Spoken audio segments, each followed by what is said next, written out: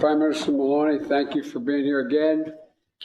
And I have to admit to you, as she walked in the door, we're good friends. And I played Ray Charles' Giorgia as she walked in the door. Now, most of you don't know Ray Charles' Giorgia. But anyway, look, Italy and the United States are strong allies and really close friends. And as you said when we first met here in the Oval, Giorgia, that we have each other's backs.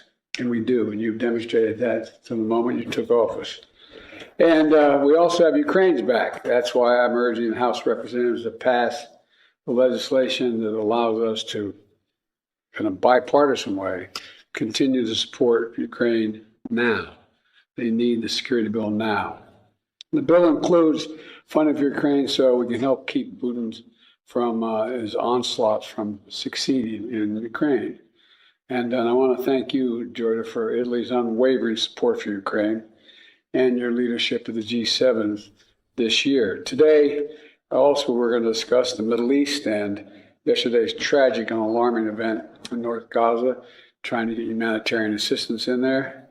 And the loss of life is heartbreaking. People are so desperate that innocent people got caught in a terrible war, unable to feed their families, and you saw the response when they tried to get aid. And we need to do more, and the United States will do more.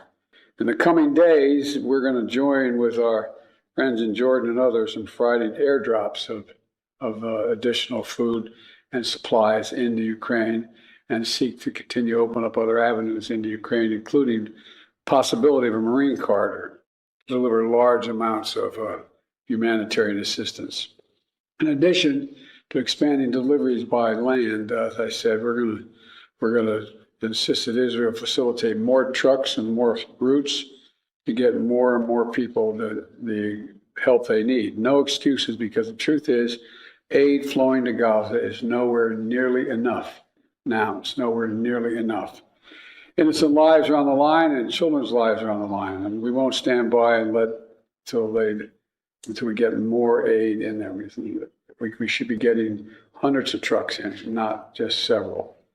And I won't stand by, we won't let up, and we're not going to pull out, trying to pull out every stop we can to get more assistance in. So, and here's the deal. We've been working, and hopefully we'll know shortly, and I know you've been informed, we're trying to work out a deal between Israel and Hamas on the hostages being returned and an immediate ceasefire in Gaza for at least the next 6 weeks, and to allow the surge of aid to the entire Gaza Strip, not just the South, but the entire Gaza Strip. And so, Giorgia, we have a lot to discuss today, and then we're talking about everything China and on, but I'm happy you're here and delighted that you came back. I know you're on your way to Canada, right? Yeah. Good. The floor is yours, madam. Well, I'm delighted to be here today in my capacity as a G7 chair, and I look forward, Joe, to hosting you in Puglia next June for the Leaders Summit. I'm working on a concrete and substantial G7 summit. We intend first and foremost to reaffirm the rule-based international order, defending freedom and building peace for Ukraine.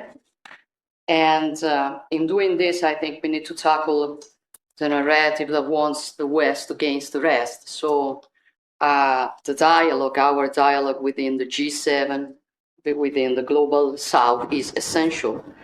The crisis in the Middle East is of the utmost concern. We need to coordinate our actions in order to avoid an escalation. And in this regard, we do fully support the US mediation efforts. The humanitarian crisis is our number one priority. Italy is concentrating its contribution on this. Meanwhile, we are cooperating with all regional actors that must be part of any future outcome.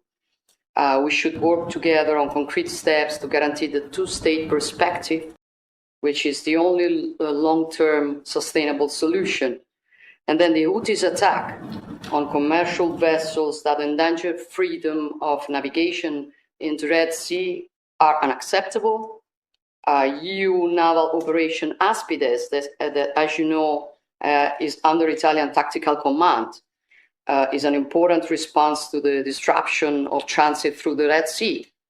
Then, building on Italy's role in the Mediterranean, the G7 will pay special attention also to the African continent. We've been discussing it for many times, but I think we have to remember that Africa is not a poor continent. It is, on the contrary, incredibly rich in human and material resources, but it has been neglected and exploited with a predatory approach for a long time.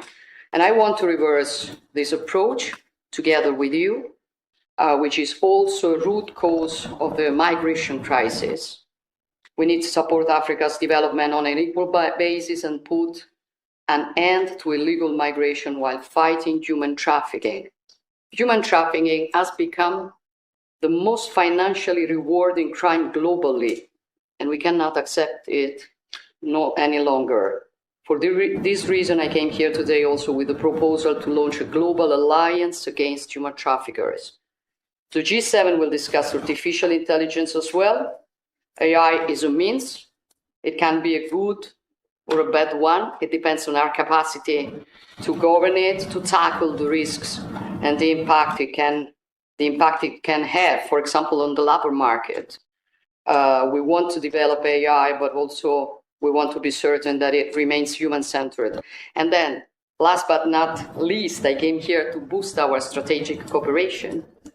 And our relations are enriched by the presence of more than 20 million Italian Americans. During our last meeting here in Washington, we said we wanted to improve our bilateral cooperation and our trade, and we did it. For in 2023, our bilateral trade reached the highest amount ever with $102 billion of exchange. So I think we did a good job, but I also think that we can do even better. And I hope this will be our mutual goal for this year. Thank you, Joe. Well, it is, and I tried to help. I married an Italian American. So, thank you all very much.